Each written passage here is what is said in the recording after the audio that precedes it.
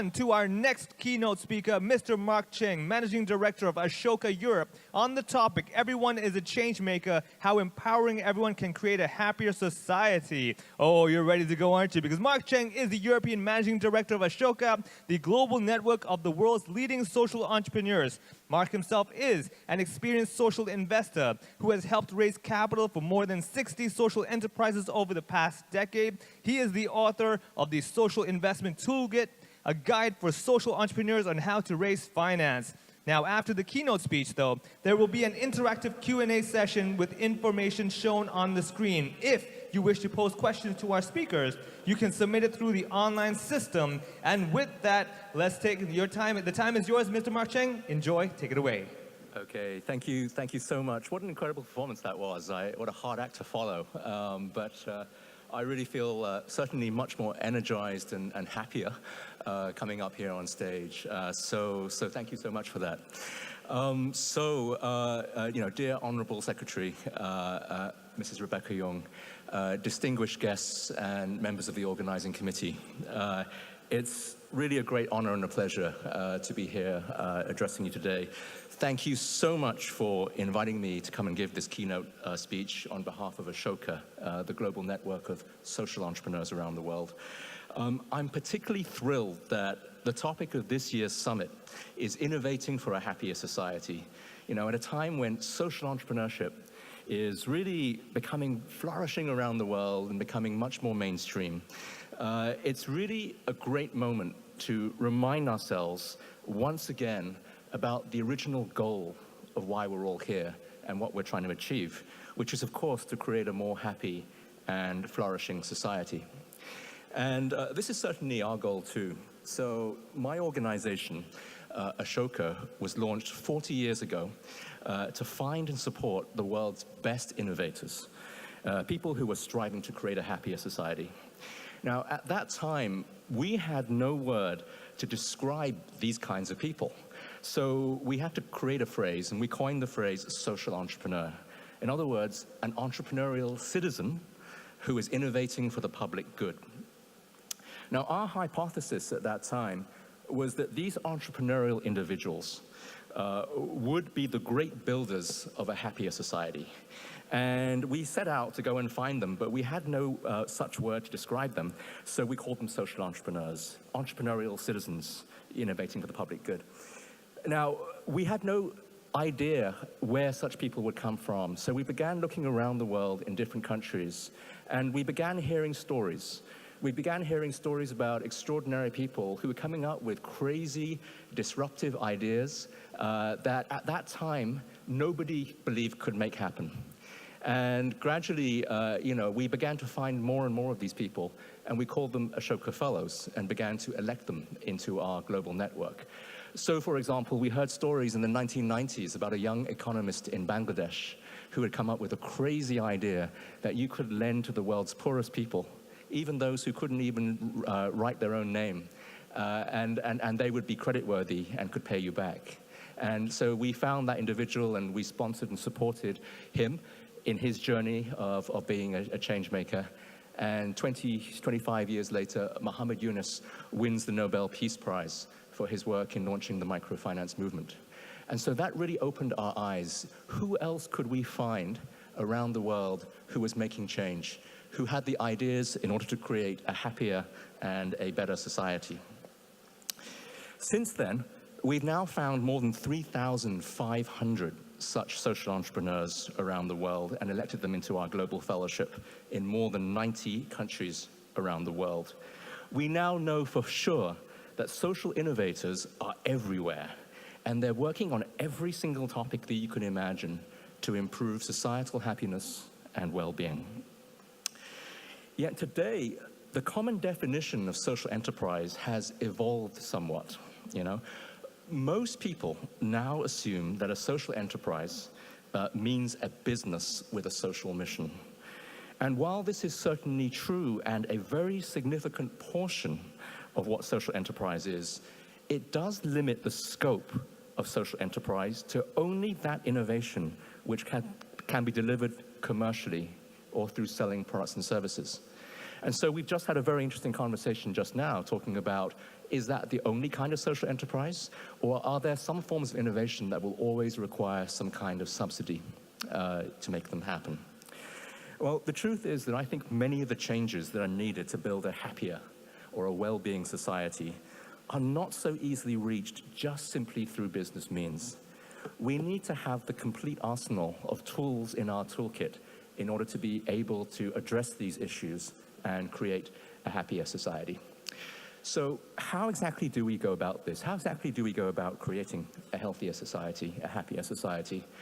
Well, the truth is that society has so many different kinds of problems to be addressed. You know, for example, there's the challenge of loneliness amongst elderly people, which we happen to know is one of the single largest predictors of longevity. So aside from all the other social factors, you know, you can pretty much tell how elderly people will flourish depending on the quality of their social relations. It's a really key and important factor in determining health and well-being in society. So what can we do to promote that? How can we help elderly people, you know, which there will be an increasing amount of in the coming years, in order to be able to build the strong social relations that make society happier? Or at the other end of the spectrum, let's look at the challenges facing young people today. You know, cyberbullying is one of the biggest challenges which any teenager will be familiar with. And what we're seeing is skyrocketing levels of mental health challenges, rates of depression, rates of self-harm amongst young people who now have to cope with these new modern threats such as cyberbullying or addiction to social media and to smartphones, and to all the new challenges which a young person never had to face 15 or 20 years ago.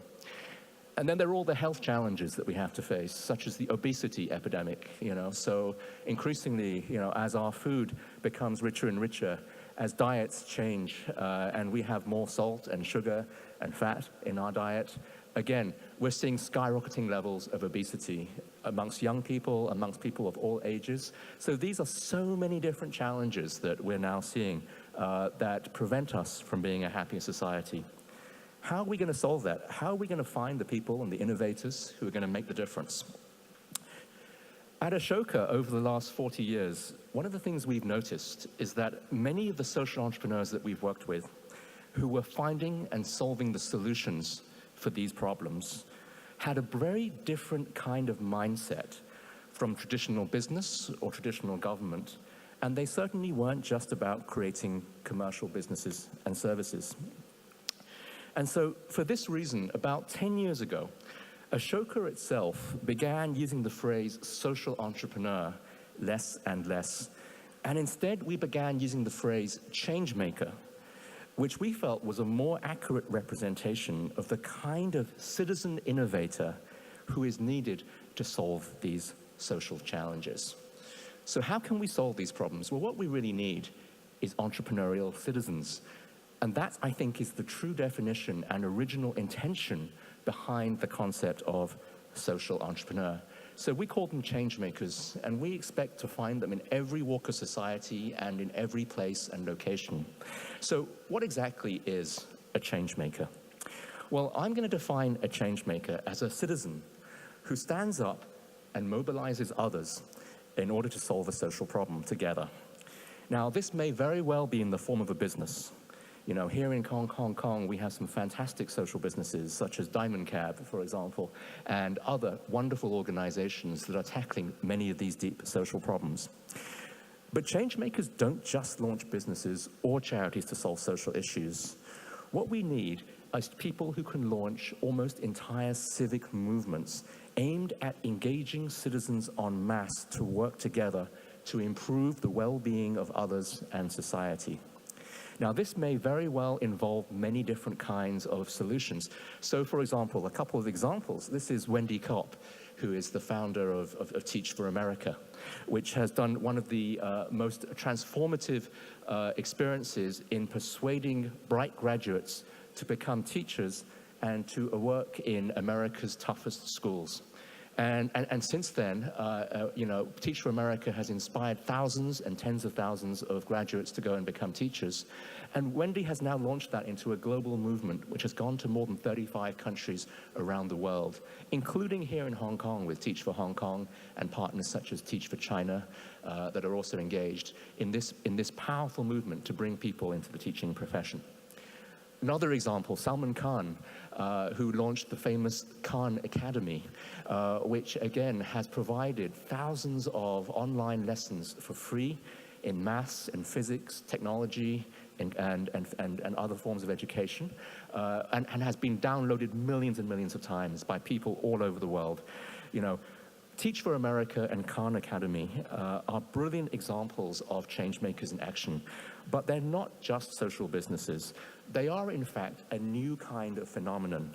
Open platforms that invite massive voluntary participation by millions of people in order to be able to create incredible content that can benefit millions. So in order to share the story of how movements, changemaker movements like this begin, I'd like to share with you two stories that come from Europe, where I'm based, and where I have the privilege of working with about 600 Ashoka Fellow organizations across Europe. Before I do, I love this quotation by Bill Drayton, who is the founder of Ashoka. And, when explaining, why it is that we need an everyone a changemaker society, why it is that we need this idea of changemakers, not just social entrepreneurs, Bill responded, because if everyone is a changemaker, then there's no way that the problems can outrun the solutions. There's no way that the problems can outrun the solutions. In other words, in a world where problems come at us ever faster and faster, and the rate of change seems to be accelerating ever more quickly, it won't be enough for us to launch more and more businesses. It won't even be enough for us to launch more and more successful NGOs. To create a resilient, robust society, everyone must feel empowered to be able to stand up for themselves and to be able to solve social problems. So let me share with you just two examples of individuals who've inspired me personally and have gone on to done this in a brilliant way. So this young man from Scandinavia, from Sweden, is Johan Wendt. And he is the founder of Mathcentrum, or Math Center, as it's known in English, which is the largest network of volunteer math teachers in the country. And they provide every year thousands and thousands of free maths coaching lessons to almost 20% of the teenage population in Sweden today. Johan's story of how he started as a social entrepreneur is absolutely typical of the kind of social entrepreneur that at Ashoka we've been lucky enough to find around the world. And it begins extremely humbly. So 12 years ago, Johan was studying maths as an undergraduate in Stockholm. And one day, there was a knock on his door, and it was his neighbor, his 14-year-old neighbor, neighbor's daughter. She had heard that he was a maths graduate and was desperately needing help herself in order to with her homework as she was failing at school. But her family had no money to pay for any extra tuition. And so Johan kindly agreed to offer her a free lesson. And he discovered that not only was she a great student, but that he actually passionately enjoyed this experience of helping somebody else for free. And so he invited her back the following week for a further coaching session, and she came back next week, but this time with 3 other classmates. Soon, Johan found himself regularly teaching maths for free to a small group of children who needed help. He saw there was a desperate need for help for this kind of free education, as a lack of equal access to maths in particular is one of the great sources of social inequality. So soon, not only did he get a wonderful experience doing this, but he began to invite all of his friends who were also good at maths to begin teaching out-of-school classes, in these for free to these impoverished young children. And soon, he launched the idea of a volunteer maths club network, where young volunteers could teach maths for free, and so Mathcentrum was born. And very soon, these maths clubs began to spread all across Stockholm, and soon the concept went viral. So within a decade, Matcentrum had grown to be one of the largest volunteer networks of its kind in Scandinavia. In its first 5 years alone, more than 1 million children benefited from the maths lessons. 70,000 students are now enrolled each month. And soon they expanded online and launched their own free maths tools, which is now annually used by more than 150,000 students every single year. It'd be no exaggeration to say that Matcentrum and the model which Johan pioneered has changed the nature of education in Sweden, providing millions of hours of free coaching to children aged 9 to 19 who otherwise wouldn't be able to afford it, and thereby reducing inequality. One more example and this is Johan the day after we found him and elected him as an Ashoka Fellow for his achievements. So one other example, similar story. This is Paul Sydenham-Hewitt, who is the founder of Park Run in the UK. 14 years ago, Paul was an enthusiastic amateur runner, and he agreed to organize a free 5-kilometer run for some of his friends in his local park. It was a very low-key and simple affair. No one asked the park for permission, and only 13 people turned up for the first run. And yet the events proved so popular that the next week they decided to go again. And then thereafter, every month, they began to organize free, fun runs for their friends and family.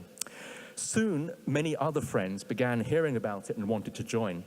And they soon began organizing regular meetups, such that on a purely voluntary basis. Now, as word of mouth spread, these movements started to grow more and more, and soon there were park runs springing up all over the country. Soon it had gone viral. And again, very similar to the Matcentrum story, they were soon organizing thousands of park runs all across the country. Earlier this year, Park Run celebrated its 5 millionth person who had participated in one of the runs. Now, close to 250,000 people are doing runs every single weekend, and the idea has been copied in more than 20 countries around the world, including in Russia, in Malaysia, and as far away as Swaziland.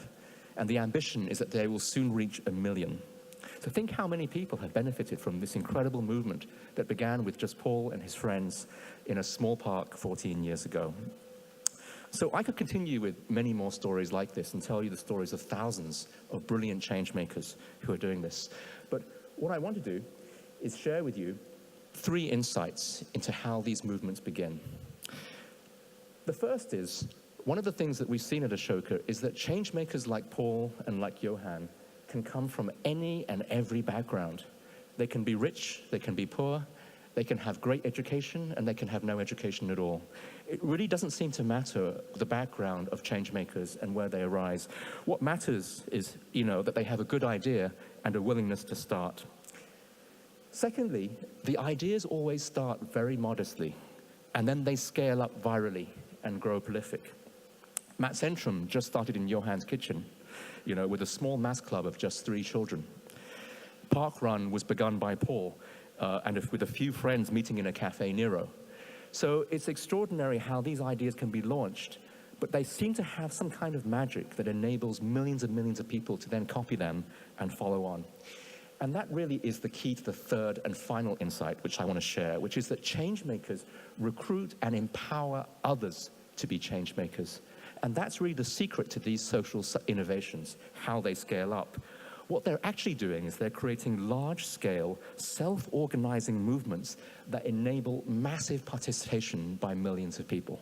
If you can do that, then you can create a change-maker movement that can truly change the world.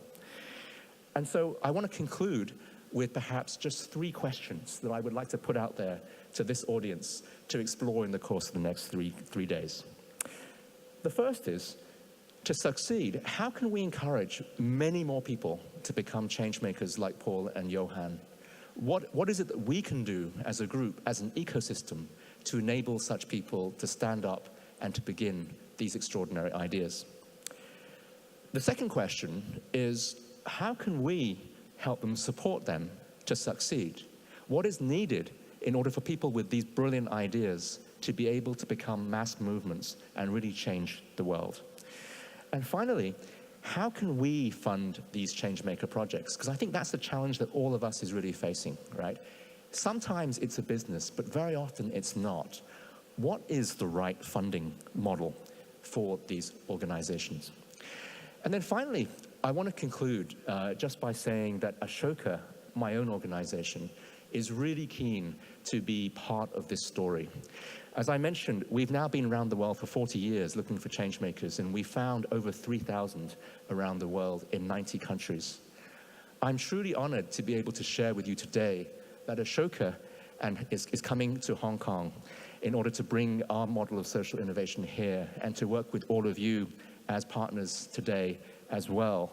And we're really proud from next year to be able to say that we'll be launching an office in order to be able to share the changemaker movement with all the brilliant changemakers who are in this room and around and, and coming for the next 3 days. And I'm also very proud to be able to share that we are now ready to announce our first 2 Ashoka Fellows here in Hong Kong, whom we've just elected. And so I'm proud to share with you, our first is Mr. Scott Stiles, who is the founder of the Fair Employment Agency, who is working with domestic migrant workers and helping them to overcome the problems of over-indebtedness and solving that problem. And also Mr. David Young, who is the founder of the famous Green Monday movement, which is fighting climate change by helping Hong Kong people and people all across East Asia get access to ways in order to be able to reduce their consumption of meat through plant-based projects. And I'm hoping that we will have, these are just the first of many, many more in Hong Kong and across China that we will be able to find. So this is really an incredible moment to be a social entrepreneur in Hong Kong. Thank you so much for the opportunity to be part of this story. Thank you to the organizing committees and to all of you for helping build this. And at Ashoka, we're proud to stand with you and to be part of this as well. Thank you so much. Thank you very much, Mark.